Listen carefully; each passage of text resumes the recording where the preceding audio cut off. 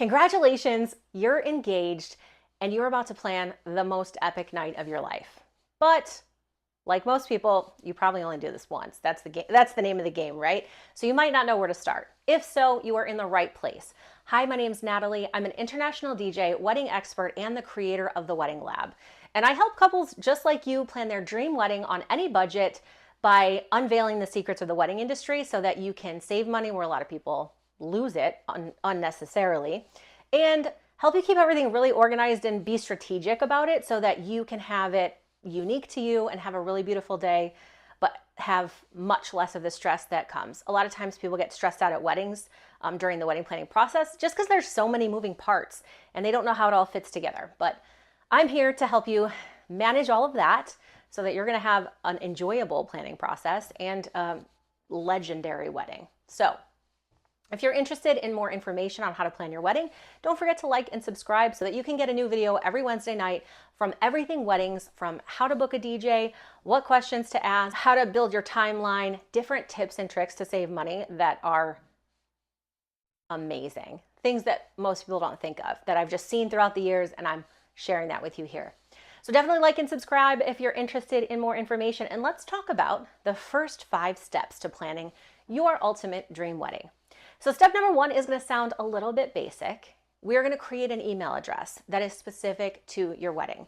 Now, I suggest Gmail, but you can use whatever email that you want. The reason that I suggest Gmail is because it has the Google Drive and the docs and the sheets and all of that stuff right in one space. Now, we want you and your fiance both to have access to this email address.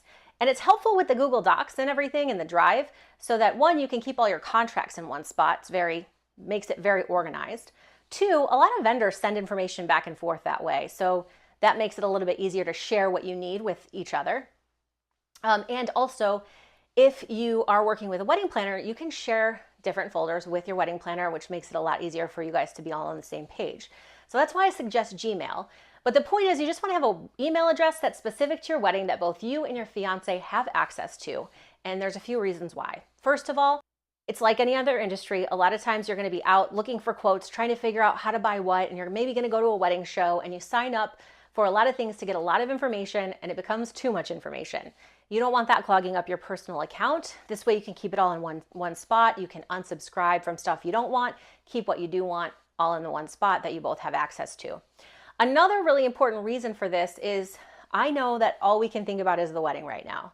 But the day after the wedding, you are not going to want to look at that anymore unless you really want to go back and find something.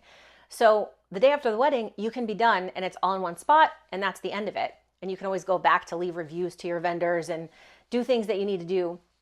But at the end of that, you can have that chapter closed and have it all in one spot, and it's all organized, but you don't have to play with it on a day-to-day basis, and you can get on to your marriage and your life. So that is why we start with creating an email address that is specific to the wedding. Step number 2 is that we are going to make a guest list, a dream guest list. This is not going to be your final guest list. We are not yet separating them into A list, B list, and C list. If you don't know what that is, hang tight for my guest list, how to figure out what your actual invite list and wedding count is going to be. But for right now, we're at the very, very beginning stages. So what we're going to do is we're going to make a list of everybody that we could possibly think of that we would want to invite to the wedding if funds were unlimited, space was unlimited, and there were just basically no limits at all. And you're going to take that list, and it's always a good idea to run it by anybody who's, first of all, helping you pay for the wedding so that they make sure that their people are invited as well. And then 2, run that through your family and just make sure you didn't forget anybody. And you're going to have this giant guest list that's your dream guest list if you had unlimited everything. So that's step number 2. Step number 3 is we're going to find a reasonable range in that guest list. What does that mean? That means that if you're going to have a small wedding, and we don't know what you're going to have yet, maybe you already do, but for the sake of this, let's assume that we don't know what we're going to do. Think about if you were to have a really small, intimate wedding.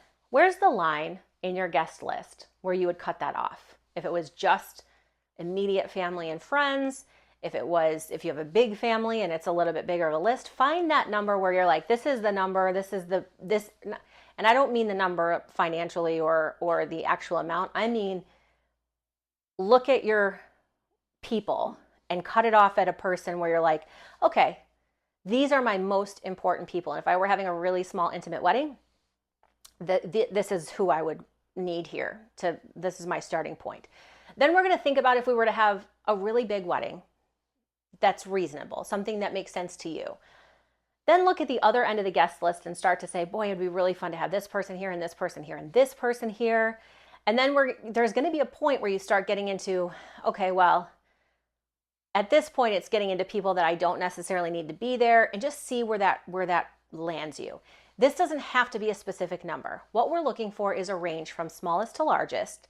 It could be something like 50 to 250. It could be something like 100 to 300. It's a big range at this point. We're going to narrow that down later. But we're going to take that range and we're going to move ourselves into step number 4, which is looking up venues online.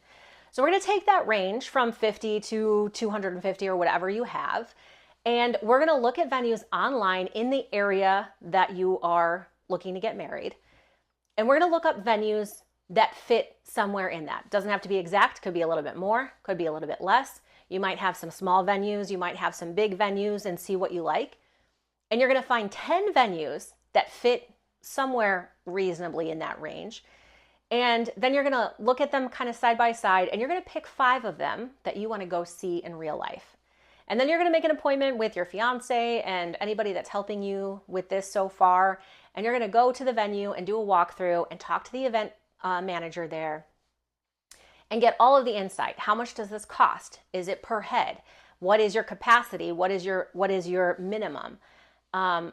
Is there food included there, or do you have to bring in an outside caterer? And if so, do they require that you use one of their caterers, or can you bring in whoever you want? So you look at all those variables, and then you take that home, and you and your fiance go through, and you each pick your first and second choice, and hopefully they align some way. And you look at them, and you pick those, and then you go through and you try to pick a venue at that point. Now, I'd like to just step in here and say, when it comes to the date, usually the venue sets the date. If you are completely married to having a specific date that you get married, maybe it's your anniversary or it's some other important day, or you just want it to be this way, then you're going to have a little bit more limits with the venue, and you want to make sure that they're open for that day, or that they have that date available. But if you're open to when the wedding can be, or maybe you know what season you want it to be in or something like that, just go with that information. And what we want to do here for step number 5 is book a venue and set the date. Once you've done these 5 things, you are all ready to go, and we can start looking at everything else and rolling into other vendors and designs and all the fun stuff about getting your wedding going. But first, once again, we want to create an email address. I suggest Gmail. That's just for this wedding, that both you and your fiance have access to. Then we're going to make our dream guest list of everybody that we can think of. Then we're going to narrow that down to a range that is reasonable, that you think you could have a nice wedding on either end of the spectrum of that range. And then we're going to look at venues that fit that range and look at all of the variables in the venue and decide which venue we want to get married at and which date. Step number 5 is set the date. Now we have 2 bonuses here at the end of this. And the first one is, now you can start deciding on your wedding website. Do you want to create your own website? Do you want to use something like the Knot or Zola? Or do you not want to do that at all? But if you want to do that, this is the time to kind of start looking at those things. There's different reasons why one might choose one over the other. It's just your own personal thought. But keep in mind that it is always helpful if you're going to do your RSVPs online. It's very helpful if it has a tool that adds all that up and gives you all the information that you need, because that in the future is going to make future us a lot less stressed out and a lot more peaceful than if we were just kind of collecting things and making a spreadsheet. So look for things like that. And those are your first 5 steps to planning your wedding, to kind of get you started off on the right foot. I can't end this without bonus number 2. Bonus number 2 is to insure your ring. That ring is very expensive. If you didn't insure it yet, you're definitely going to want to do that as soon as possible. So make sure that you look for insurance for your ring. Now, last but certainly not least, I'd also like to let you know that if you're in the very, very beginning stages of this and you don't know how to make a budget or what that looks like, I do have a tool. It's super cheap. It's $7. I created it. Buy it for $7 with a link below.